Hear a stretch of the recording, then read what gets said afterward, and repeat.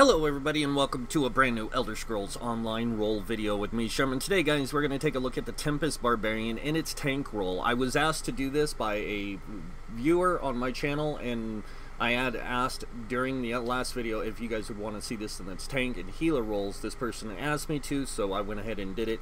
I'm not going to do this every single time. The reason why is because I'm going to start breaking up how I do my videos here within the next few weeks. I'm going to start doing one build a week. That way I can release one day the character build, the next day the tank roll, the next day the healer roll, next day the damage roll, and then I can work on other videos in between to show you guys how you can utilize skills and everything else. But let's go ahead and get into this.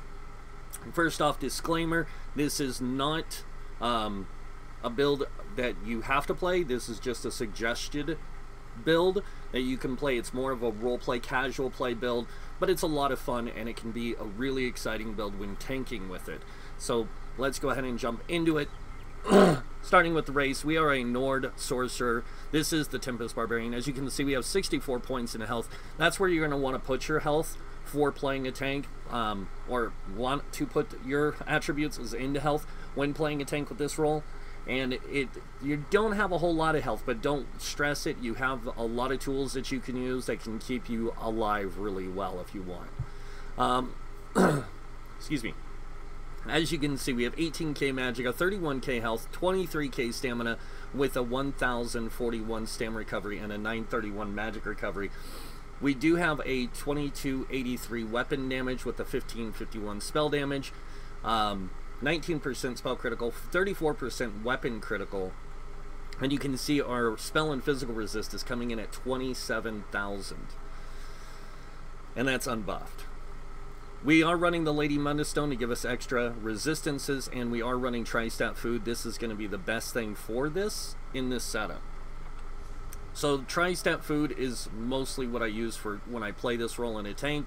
I do use Tripods for the health, magic, stamina restore, and the major fortitude, intellect, and endurance, which is, of course, is health recovery, magic recovery, and stamina recovery by 20% for 47 seconds. The effects are scaled based off your level, so 45-second cooldown on the potion, but the potion lasts 47 seconds, so it has a little bit more time than the cooldown does. So, alright, now moving on to the sets. Again, I'm going to go over these pretty quick to make this video kind of short. So, starting with the monster set, we are using Stormfist. This is more of a damage dealer type thing, but this build is technically a damage dealer to begin with. It can tank very effectively, though. As you can see, the one piece adds stamina recovery. The two piece, when you deal damage, you have a 10% chance to create a Thunder Fist to crush your enemies, dealing 2,161 shock damage every 1 second for 3 seconds to all enemies within 4 meters of, and a final 10,480 physical damage when the fist closes. This effect can occur once every 8 seconds. Moving on to the next set, we are using Storm Masters. Again, more of a damage when it's playing damage dealer, and as you can see, it gets on the 2-piece 833 spell critical, on the 3-piece 833 spell critical, and then on the 4-piece weapon damage. Now the sad thing about this set is it doesn't give you max stamina, which would be nice, but the 5-piece bonus is pretty good. When you deal critical damage with a fully charged heavy attack, your light attacks deal an additional 1,746 shock damage for 20 seconds. This just helps boost your DPS. It's not a whole lot, but you will crit with your light and heavy attacks with this build, and you will get this to proc a lot. So you'll have this charged shock attack going out every light attack that you can do. Moving on to the other set that we're running, we are running Thunderbugs. This is your more tankier set, and as you can see, the 2-piece adds physical resistance, the 3-piece adds spell resistance, and the 4-piece adds spell damage. And then when you take physical damage, you have a 50% chance to deal 6,759 shock damage in a 5-meter radius around you. This effect can occur once every 3 seconds. I'm gonna warn you now. There are some dungeons where you have to do certain things to trigger hard mode, like Crypt of Hearts 2. Good luck. If you don't kill the spirits just by blocking and this set, you're in good. But most of the time, even me and Killer Mac, when we play our Tesla tanks, we wipe out those spirits. We can't stop our character from killing them because of how much damage this set does. Alright, moving on now to the traits on the gear and the enchants. The traits we're using are 3 Invigorating on the big pieces. This is going to give us a wider range of recovery. I know a lot of people are going to be like, but it's only 33. That 33, this would be 800 and something. This would be just almost 1,000. So just this little bit extra can help. And then moving on to the enchants here, we have 3 tri-stats. This is what allows us to hybridize the character into a tank, a healer, or damage dealer. It plays more effectively as a damage dealer and a tank than it does a healer. But that's because you can tell right here with its lower max magicka pool. On the smaller pieces, we are using all divines with stamina enchants because this is primarily a stamina damage dealing build. Like I said, you want to take advantage of that higher stamina pool. Moving on to the jewelry, we have 2 Trirune Thunderbug rings with weapon damage on them, and then we have a Thunderbug necklace infused with a magic recovery, just to kind of balance out our stamina mag recovery with this build, because when you do play a tank, you are going to be resource driven, so you want to be able to have good resource management with this character. Moving on to the weapons, we are using a sword and shield on the main bar. This is a Thunderbug's axe. This adds hardening on it, or has a hardening enchant with a decisive trait. The trait, when you gain ultimate, you have a 20% chance to gain 1 additional ultimate. So anytime you gain ultimate, you have a 20% chance. Your ultimate builds really fast with this.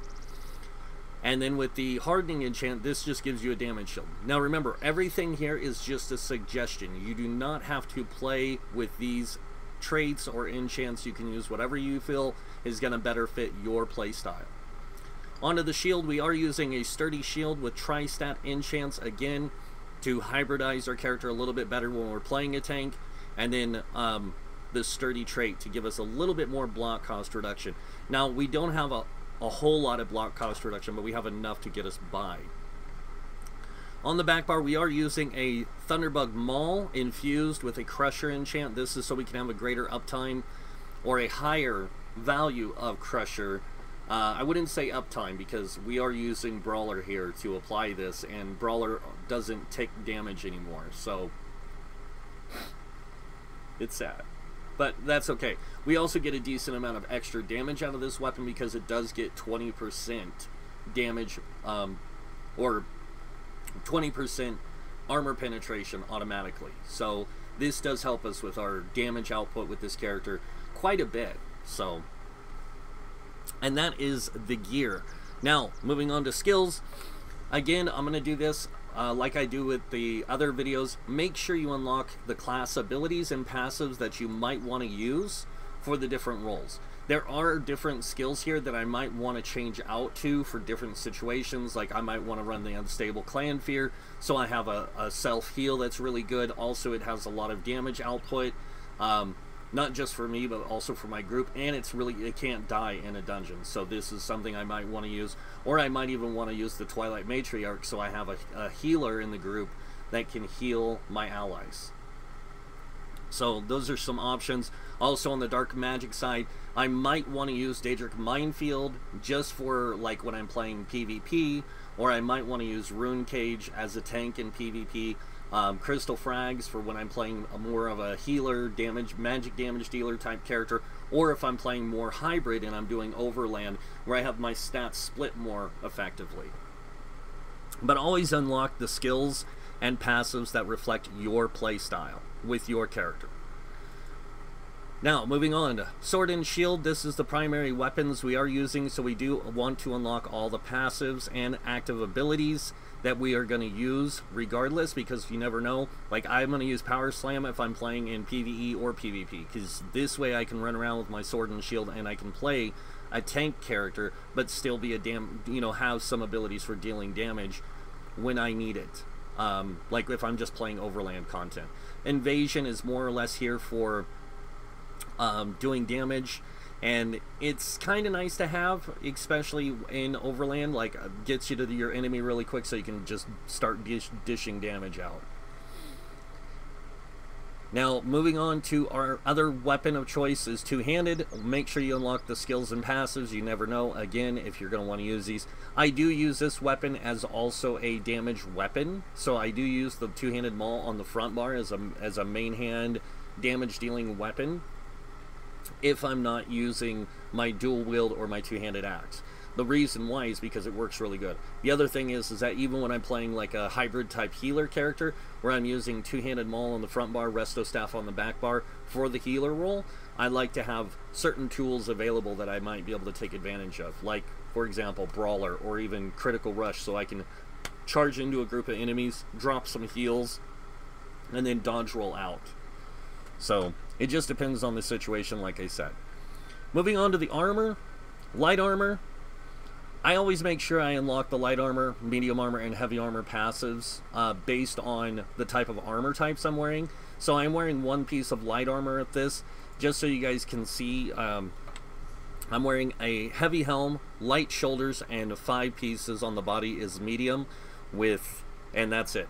This is how you get the 5-1-1 setup, so you can gain benefits from the Undaunted skill line, but you can also take advantage of these passives here. Like Grace, I know it's a small impact on your character, but it actually plays into your character really well.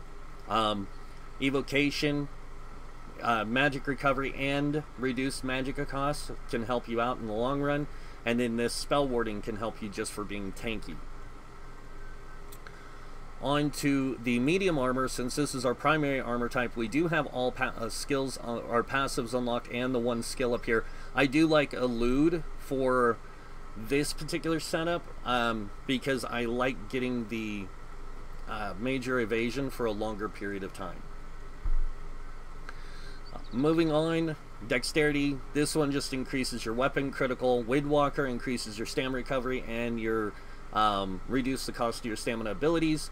Improves sneak, improves your sneak capabilities, and reduces your detection radius.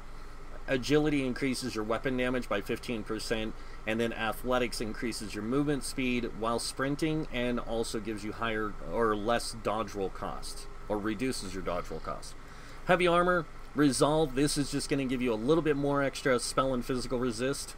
Constitution gives you some health recovery, but it's mostly for the when you take damage thing that gives you 108 magic and stamina every 4 seconds. It's basically to help you with your resource management when you're tanking, because you can still block and get those resources. Juggernaut just increases your max health by 2%. Now moving on to the world skills, soul magic. I screwed up. It's only when you have a soul ability slotted on this, but I do like to use like Shatter Soul even as a tank sometimes, so I have a high-end damage dealing ability, and the fact that it'll explode dealing magic damage to nearby enemies is really good, especially in trash packs and stuff. This way I have like something I can fight trash with. Usually I do this in base game dungeons that I know really well, versus DLC dungeons which are a little bit more complicated. Even in those, some of those I will use these abilities. Soul Summons is a really good one. This allows you to revive once every hour without spending a soul gem. And then Soul Lock. Killing an enemy with a weapon ability has a 10% chance of automatically filling an empty soul gem. Then moving on to Fighter's Guild. I do unlock all the skills and passives. Again, you never know. I might even want to use Ring of Preservation as a tank or even as a healer, just to have this for my group to give them minor protection and to reduce their dodge roll cost even more. This just saves them resources. It also gives them increased stamina recovery. When I'm playing in the open world, I might want to use Evil Hunter, so I don't have to waste a power potion for increasing my DPS output, or my critical chance. Mage's Guild, same thing. I might use Enter Light just to boost my max magicka and to give me higher spell critical rating, so when I'm playing an overworld, I can actually use some magic abilities to do damage. Structured Entropy, just in case I want to raise my max health when I'm tanking, I can swap it out with that, and as you can see, my max health does go up to 33,000. So, it's a little bit better, not by much, but every little bit can help. It just depends on how you play the character, how well you know the content, that kind of stuff. Alright. So, Sigic Order, same thing. There's going to be certain skills here I'm going to use in certain environments, like Time Freeze I might use while I'm playing PvP, even as a tank. I might use Precognition for, like, if I get knocked off a tower or something, I can precog back to the top of it. I like using Elemental Weapon, even as a tank, or even as a damage dealer. This just is a nice damage ability. Race Against Time's a nice way to get Minor Force. Mend Wounds, or Symbiosis in this case, is just a really good heal over time, and a good heal, period. And then Introspection, I like this because it gives you more health back when you use it than the other morph. The other morph gives you greater magic and stamina, but at the same time it doesn't give you as good of health. So this one I like just because it's more tanky in itself. Undaunted, I like to unlock all the passives and the abilities because all the abilities are considered synergies. So if I need a ranged taunt on the back bar, I can always pop this back here, like Inner Rage. Or if I want to use a different shield than my class shield, which is 10,032, and this one is 34% of my max health, so I can use this. And this actually gives me, I think, about the same, a little bit more than my own class shield. My class shield, though, does apply to my pets as well. So, and it doesn't use stamina, it uses magicka. So it's one of those things. What do you want to use, magicka or stamina? And then, of course, some of these other things like Sanguine Altar I might use when I'm in a group, even as a tank, or even as a healer. Shadow Silk I use more for PvP, and Mystic Orbs I might even use as a tank, so I can give resources to my allies. Moving on to Alliance skills. Unlock the Alliance skills that reflect your playstyle. Same thing with this. I mostly play PvE, that's why I only unlock the ones that work best in PvE. And then Nord, make sure you get all the passives. Revealer is really good because you're going to be able to level your two-handed skill line really fast with it. And you also get to increase the duration of consumed drinks by 15 seconds. I do like to play even in Overland sometimes, not as a tank, but I will use Sword and Shield, and I will use Dubious Cameron Throne, and I will put everything into stamina and run around with this because I can just take a beating and dish it out at the same time. Moving on, Resist Frost, increase your max health by 1,000, and cold resistance by 2310. Now remember that cold resistance does apply to your spell resist as well, and you gain immunity to chilled status effects. Really effective for PvP because a lot of people right now in PvP are using ice stabs, especially in Battlegrounds. Stalwart, another really good one. Increase your max stamina by 1,500, and when you take damage, you gain 5 ultimate. This effect can occur once every 10 seconds. This is great for DPS or tank because generating ultimate to drop ultimates is pretty much what you want to do as much as you can as either a tank or a damage dealer, because those ultimates are going to help you boost your DPS overall, and then as a tank it's going to allow you to help support your group with different things more effectively. Rugged, it's in itself. Increases your physical and spell resist by 3,960. It just makes them tanky. Now you can be any race with this setup. Just to let you guys know, you do not have to be a Nord with it. Nord just fits it the best, just because of the roleplay kind of aspect. Mathematically, it also fits it the best for playing the tank. Any class can tank with this. Even with the way it's set up now, you will just lose that 3,960 resistances, which isn't going to kill you from tanking. You're going to have about 27,000 when you tank. 28. With fully buffed. Alright, Alchemy, medicinal use. When using potions, resulting effects last 30% longer, and then Provisioning, Gourmand, and Connoisseur. Both of these are going to make your food and drinks last 20 minutes longer.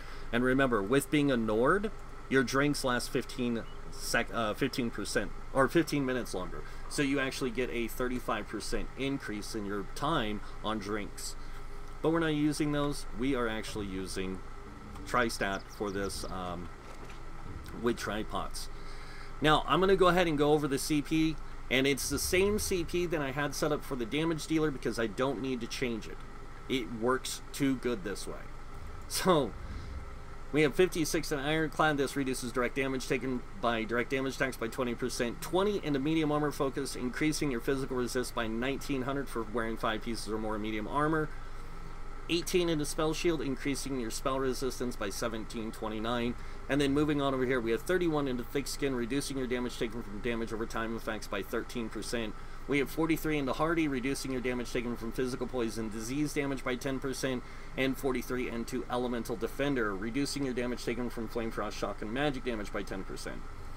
Moving on over here, we have 40 into bastion. This increases the effectiveness of your damage shields by 16%, and then 19 into quick recovery, increasing your healing received by 5%.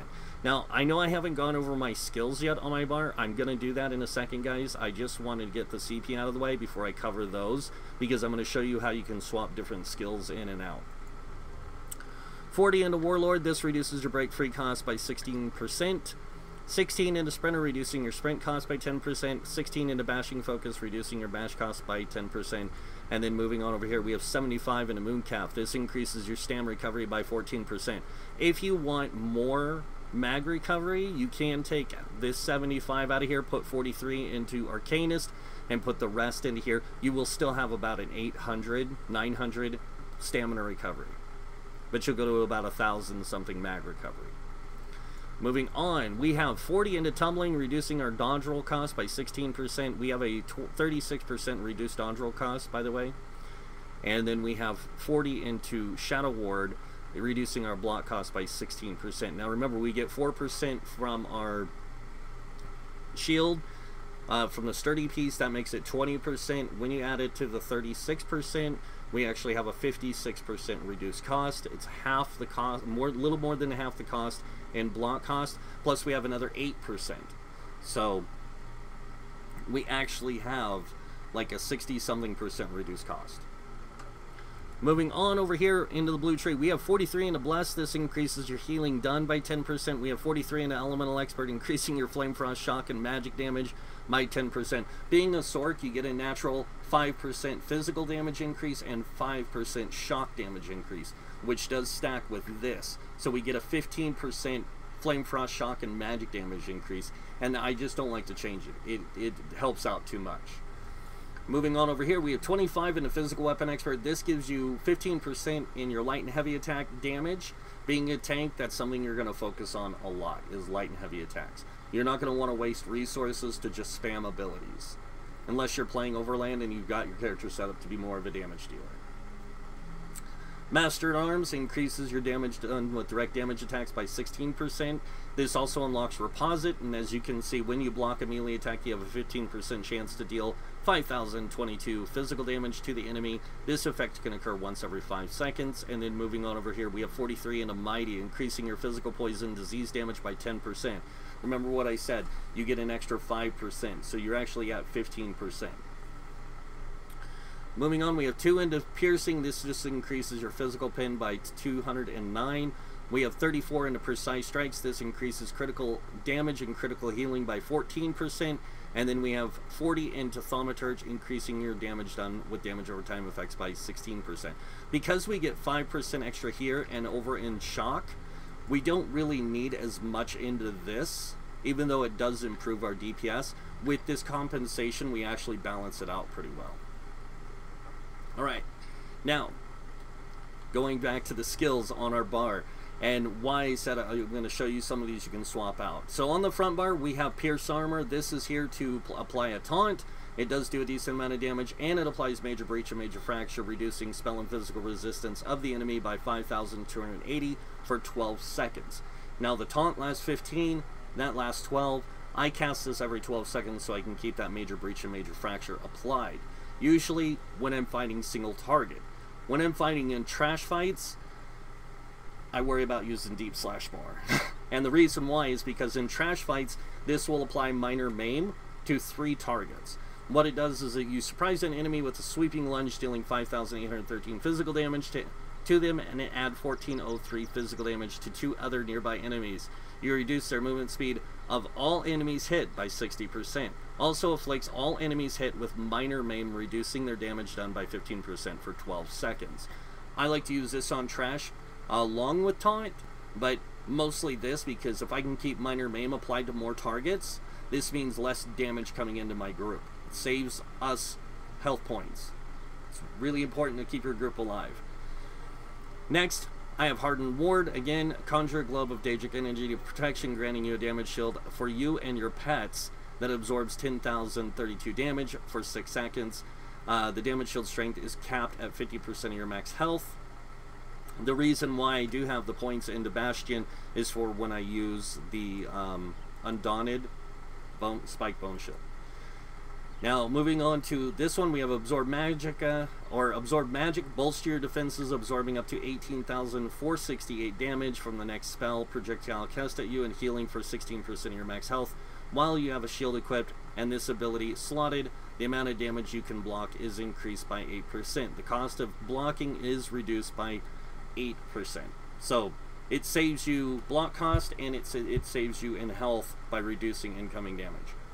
The next ability we have is called Bound Armaments. This does give you increased max stamina by 8%, and this is while slotted, and your light attack damage is increased by 11%. The reason I like to use this is mainly for like just playing through dungeons and getting them done quick. This boosts my light attack damage by 11%. I already get 15% from the way my character's set up, so I actually get a 36% increase in my light attack damage.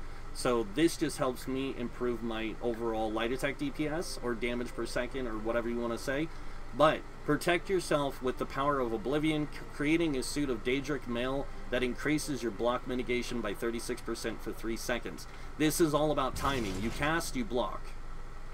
So you want to make sure you're blocking already, and this will reduce the cost of your blocking even more. So this way you save a lot of stamina resources while blocking. You don't have to sit here and spam it. Just watch for the major attacks coming in and then use it. This will save you a lot more resources in the long run. Now, you can swap this ability out if you want to. You can put Sanguine Altar there. You can put the Mystic Orbs. Heck, you can even put Inner Rage there if you want, or you can do it on the back bar. On the back bar, I do like to use Storm Calling, Liquid Light, or Lightning Flood. This is just a nice way to give synergy to my group, and it also can do some decent damage over time. This is something I might put on the back bar in replacement of Bound Armaments. But the reason I keep Bound Armaments back here as well is to increase my max stamina and to increase my light attack damage, but also that blocking. I can still use it even with two-handed.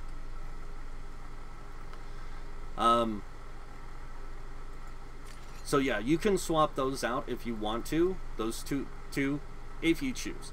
Now, moving on to the other ability we have on the front bar here, we have Absorption Field. Now, this one creates a globe of magic suppression for 12 seconds, removing and preventing all enemy area of effect abilities from occurring in the area. Enemies within the globe are stunned, while enemy players will be silenced rather than stunned.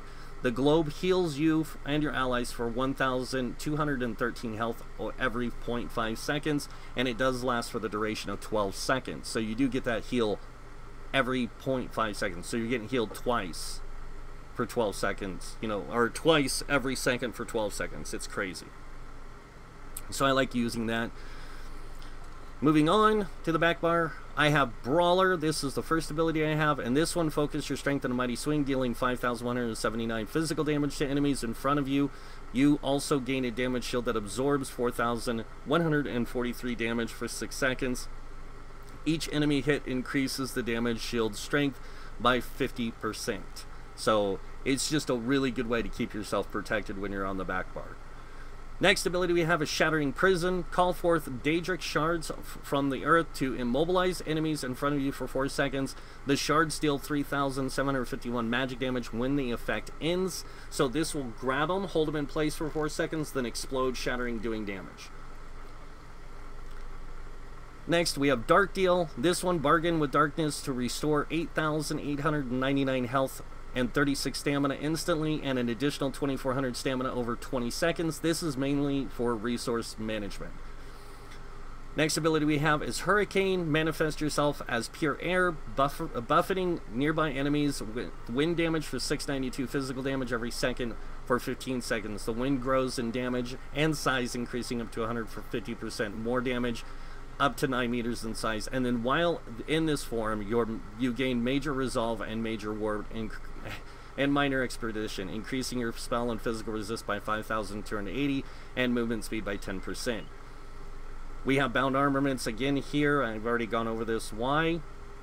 And then we have aggressive warhorn. Now this one, sound a warhorn to rally your forces, increasing you and your allies max magicka and stamina by 10% for 30 seconds. You and your allies gain major force, increasing your critical damage by 15%. You have a pretty high crit rate already, and this will apply to you as well. So that major force does apply to you as well. And if you have Hurricane going, every time it takes damage, this thing has a chance of proccing extra critical damage. So it's pretty nice. Alright, so one of the other abilities that you can swap out here that I like to use is, like I said, Lightning Flood or Power Surge. The reason I like to use Power Surge is this one does increase my max spell damage and my weapon damage, but it gives me a heal for every time I deal critical damage. So if I'm doing lots of critical damage, I just stay alive the whole time. But we're not going to do that when we show this in the tank, or tanking in a dungeon. We're just going to go in there and we're going to tank, and you guys can see for yourselves how effective it is. So again, I'm just showing we are in veteran setup. We are going to go into my favorite little dungeon right now, and that is the Depths of Malatar. This is one of the latest dungeons added to the game with the Wrathstone DLC. It is also considered one of the more difficult dungeons because a lot of people don't know its layout or its mechanics, and usually mostly in-game players play this on hard mode. Some average players, casual players, will play it on veteran mode if they're trying to farm out a monster set or something, and it does have some pretty decent monster set. So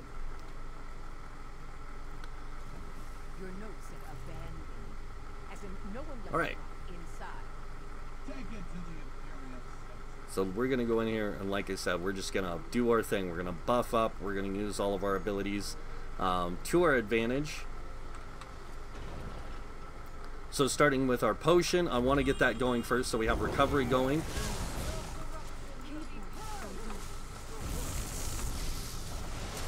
And you can see that right there. That's how I can give resources back, and I just did my thing. And if you watch, I can sit here and block all day long, like for a long time, without wasting resources, because I can just go over here and throw Dark Heal out and get resources if I need them.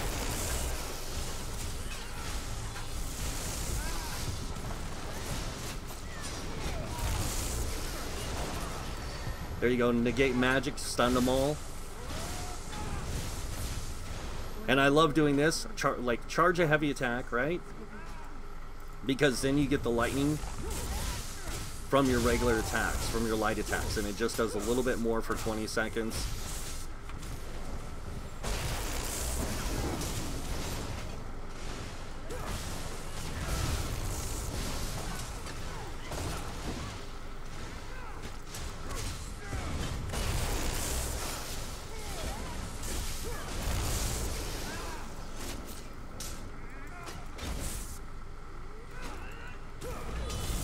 And as you can see, I don't have any resource management issues, even when I'm tanking boss encounters, because I know what to watch for in a boss fight most of the time for, like the sparkles, the different things that show the triggers of them getting ready to do something, so...